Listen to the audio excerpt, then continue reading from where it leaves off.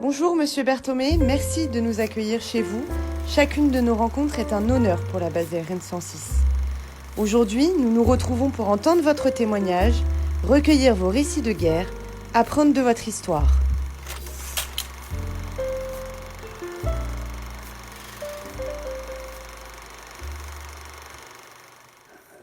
Si aujourd'hui quelqu'un ose dit à son auditoire, voilà ce qui se passait il y a 80 ans, vous dites il est fou. Comment peut-on imaginer qu'après les secousses de 40, où l'Angleterre a été secouée aussi, était-elle capable de mettre en l'air des streams variant de 300 à 1200 avions pour aller bombarder une ville ou un objectif en Allemagne.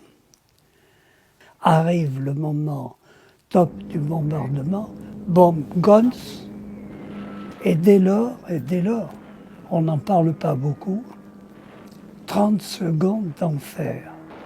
Il faut rester au cap pour finalement, au bout de la 30e seconde, prendre la photo du bombardement réalisé.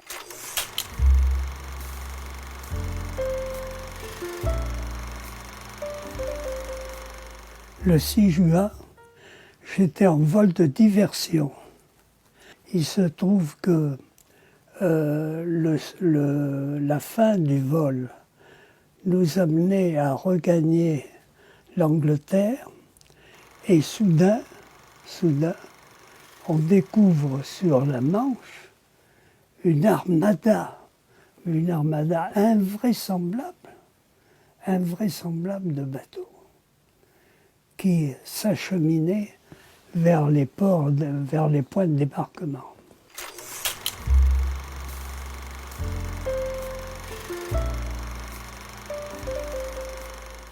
Je dirais la difficulté de l'opération. Et puis,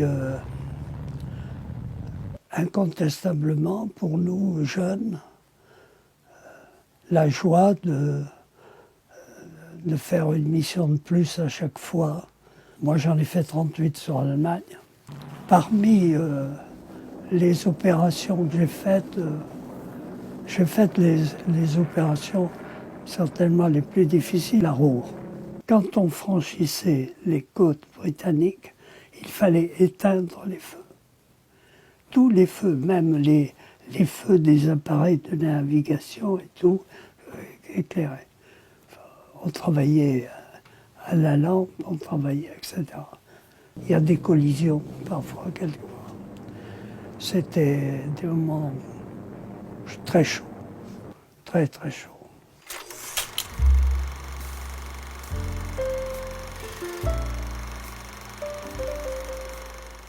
La veille du 20 novembre 1953, c'est-à-dire du largage, la veille, le briefing, et se posent les différentes questions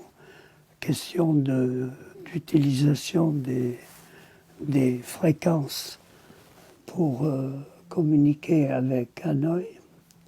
On décolle le lendemain matin, on arrive sur Dien Bien Phu, le temps couvert. Il y a eu des craquements dans la brume et on a vu le soleil un peu qui prenait sa place. Ça voulait dire que l'opération aurait lieu. Et alors, dans la journée, il y a eu 4000 parachutistes de larguer sur Dien Bien Phu. C'est vous dire l'effort qu'il y a eu.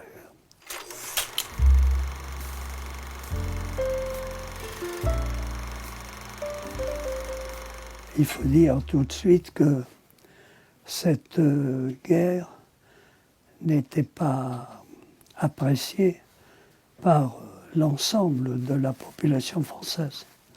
tout le monde pensait qu'on n'avait pas allé en Indochine.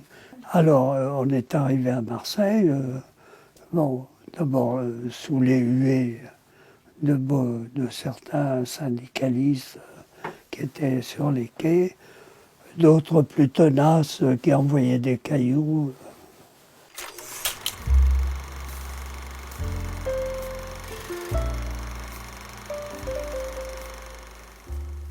Il y a d'abord à apprendre l'histoire de la France. Quand on est jeune et que demain on sera un homme, que demain on sera un Français, il y a un travail de formation, de réflexion permanent pour devenir véritablement un combattant.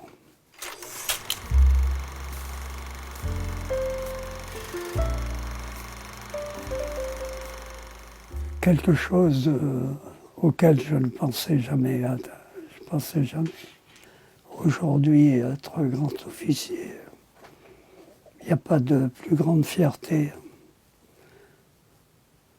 Le drapeau bleu, blanc, rouge flottera sur la maison.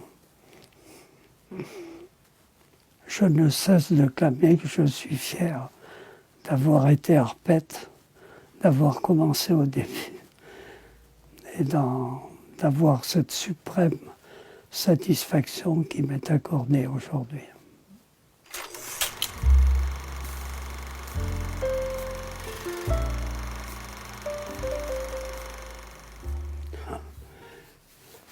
Le choix est difficile. Le choix est difficile. Je crois que je mettrai le doigt sur l'équipage des lourds. Parce qu'on a vécu là 2 ans exceptionnels. Là. Et malheureusement, tous sont morts sauf moi.